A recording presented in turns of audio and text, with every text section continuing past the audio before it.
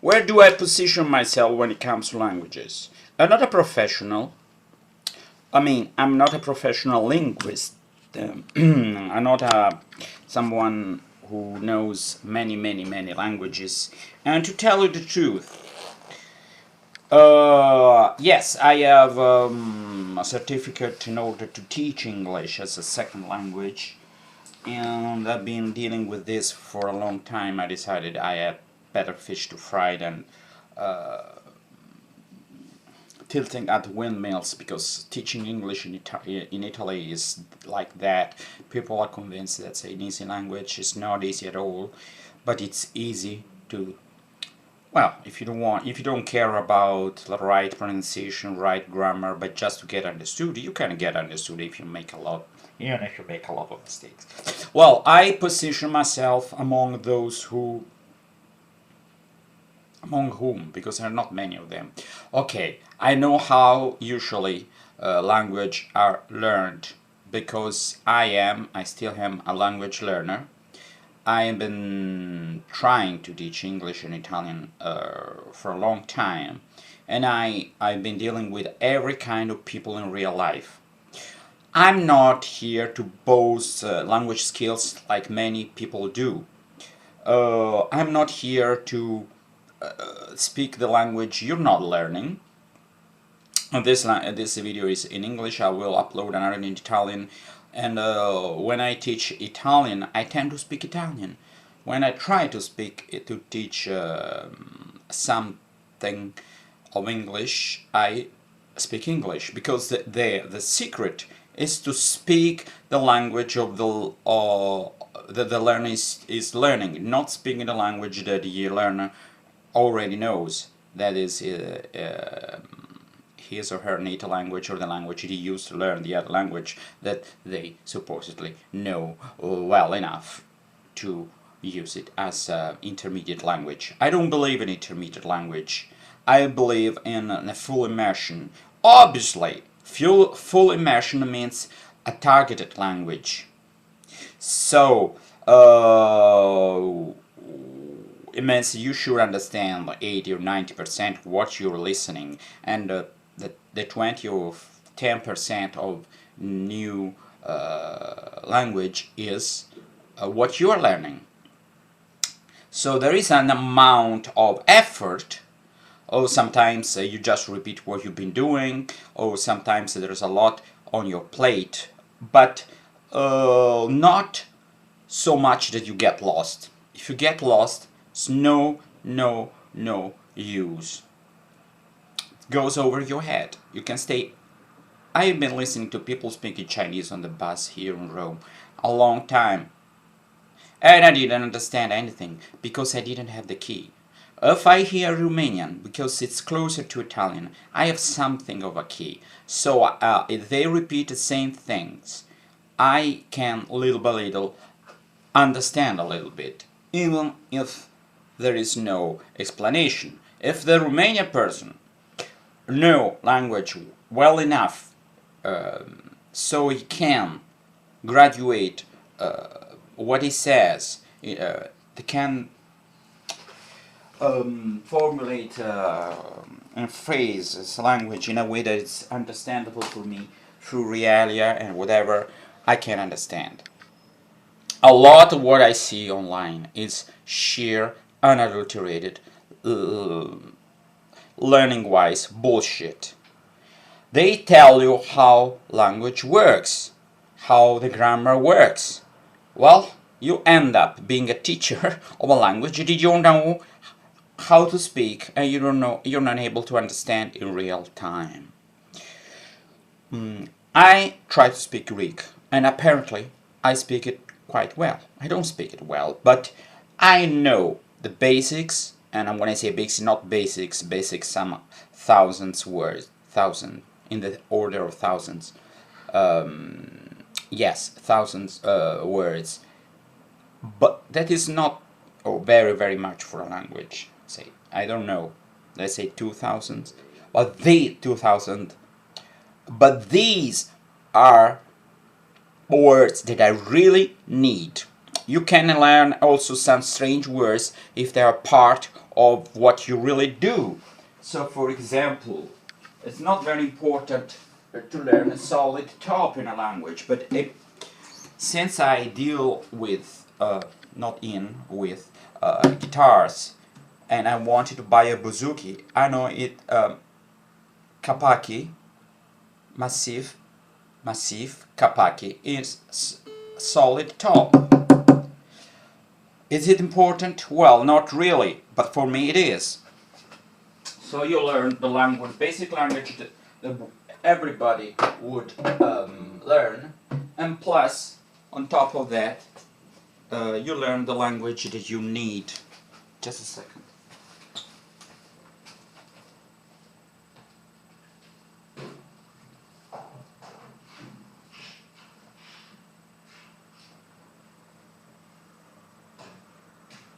You learn the language that you need for yourself. So, I'm trying to upload videos for English speakers of Italian. That means that I will harp on the things that are different. For example, I also upload videos for Greek, and people in Greek, when you say you speak, they say milate, which in Italian is parlate. So it's not very important to stress that we conjugate verbs, because they do in a very similar way in Greek. So milame e parliamo with M, milun e parlano with a n. It's very similar. The second person not is with s, which is different from English, which is the third person that has. Speaks means is the third person, and in Greek, les or milas is the second person. So if I had, but I wouldn't do because I'm not a native speaker. Well, yes, I can do English for Greek people. I will understand. I will stress that the third person in English has a as, and a Greek has a. So I will. I would not say that immediately. I would give the language, and I would let them absorb, assimilate the language, and infer the rules. And at the end, I recap everything, and I can use a little bit of the native speaker, the language of the learner. Slang and other things. Oh, there's one difference between a familiar expression, we ran out of coffee, which is not slang, but if you don't know, we say we finished. So that's not slang. That's the commonly spoken language. Very slang language is not very important at the beginning. I know very many people like, but you should be what you are. Sound like a native speaker. You're not a native speaker. Why should you sound differently? You should learn the language well enough, and in order to work for you for what you need it. If you don't need it for you don't need to be a speaker. You don't need you're not spy. You don't work on a TV show where everybody's supposed to speak perfect English. Leave well enough alone. I mean, you should strive. There are a lot of things to do, and I don't condone having such a bad elocution and pronunciation, so people don't understand you. You should obviously make the difference in sounds between a and but, bad, and bet should be clear if you're learning English. But the musicality and everything, you should get a little bit. Perfection is not possible. Even native speakers have an accent, they have a local accent. So you should strive for what? To be better than a native speaker. You say, but that's a local accent of the same, of the language. I would sound foreigner, but you are. I am. I live in Italy, okay? And every time I open my mouth and I speak English, since yes, I know English because I'm speaking English, but I live for the most part in Italy. In spite of the fact I learned English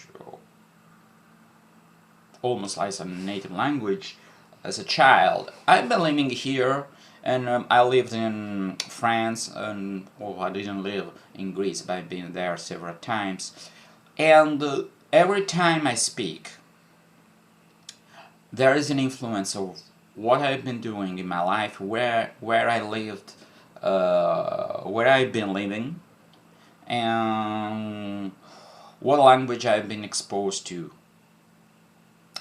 I've been exposed to American English, British English, every kind of English. I am constantly exposed to Italian language. That doesn't mean that I need to have a strong Italian accent. I have to make major mistakes. Not. We try to be the best as we can. We try to make the most of the and obviously, but shall we be perfect? No. Perfection is not attainable. You can be very good. You can be very good playing music, singing, whatever you do. But trying to sound like a native speaker is not. I think that, the accent, well, you can get away with it for 2 or 3 minutes. And then, I'll tell you something. Once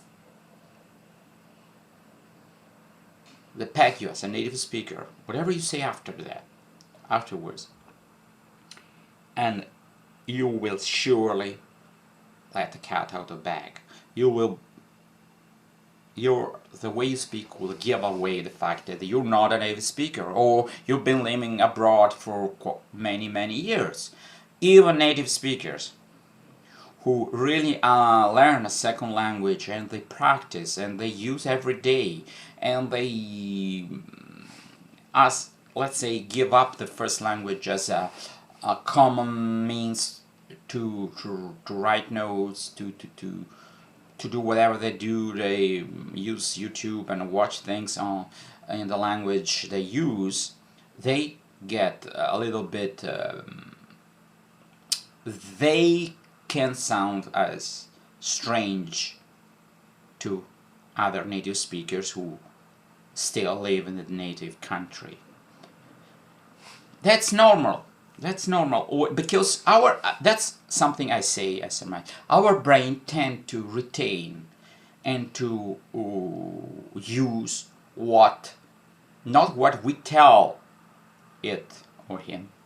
It's important what it's really important. We tend to master the language we really need every day. Obviously, for example, I've been living in Greece for 2 months. I use it every day. I still speak better English than Italian. But what happens, I tell you that.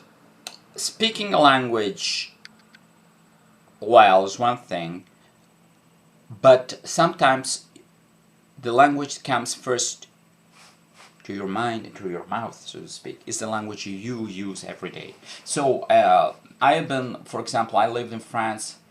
I had lived in France for 8-9 months. I came back to Italy. I didn't say I could speak better French, but the language they tend.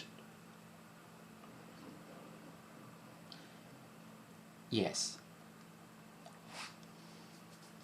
The first day I had the habit of using French. I had the habit of using French every day. It was the language that came first, because I had been using the language before in months, so I was in the habit of speaking French. I tended to speak French, but I get lost. Well, that's some considerations and thoughts on language learning, what you have to strive for. And when it comes to music, I have a different opinion, because that's music, and I would say it's more important to have a good sound and everything.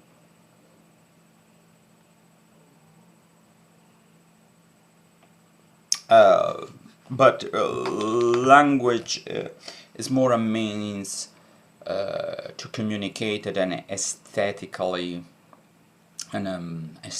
pleasing fact. Another consideration: you really listen to the sound of language if you don't understand. When you understand the language, tell you, you don't listen to the musicality, you just listen to the content. People who hear the language just as the sound is people that can only focus on the sound because they don't understand the meaning. Oh, what? Goodbye. Bye.